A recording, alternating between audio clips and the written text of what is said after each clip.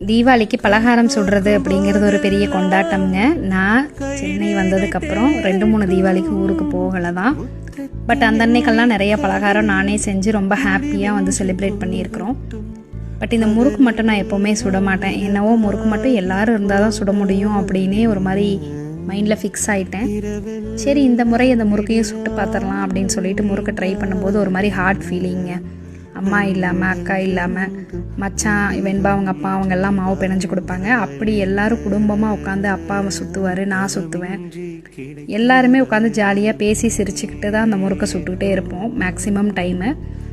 அந்த மாதிரி இந்த முறுக்குக்கு ஒரு பெரிய நினைவு இருக்குதுங்க. இன்றைக்கி என்னமோ தனியாக அந்த முறுக்கை நம்மளே சுடுறோம் அப்படிங்கிற ஒரு பெரிய ஹார்ட் ஃபீலிங் என் மனசுக்குள்ளே வந்து போய்கிட்டே இருந்துச்சு. அப்படியே எல்லா முறுக்கையும் நான் தனியாக சுட்டு எடுத்தேன். இந்த மாதிரி நினைவுகளை தாங்கி இருக்கிற பலகாரம் உங்களுக்கு என்னென்னு சொல்லிட்டு போங்க.